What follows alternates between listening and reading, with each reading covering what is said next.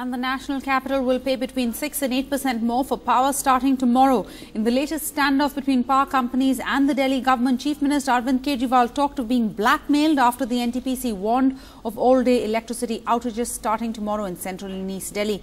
For years, power companies in Delhi have said that they're losing money because they've been forced to provide electricity at below market rates. This evening, the Delhi Electricity Regulatory Commission announced a surcharge for a period of 3 months from the 1st of February.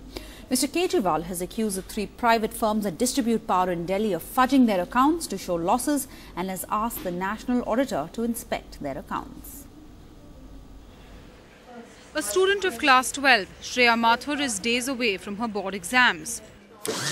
Mrs. Sengupta has an inverter at home, but she knows it can't take the load of all the electrical appliances at home. The power tussle between the Delhi government and the Reliance-backed distribution company now has them worried. My daughter's the 12th boards are starting in about 4 weeks' time.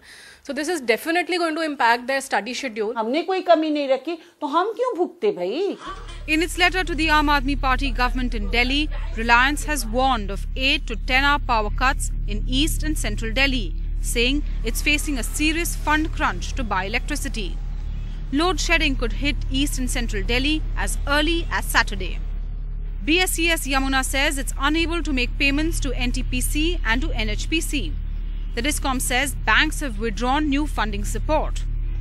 BSES also says banks have been alarmed with subsidy-led approach to tariffs.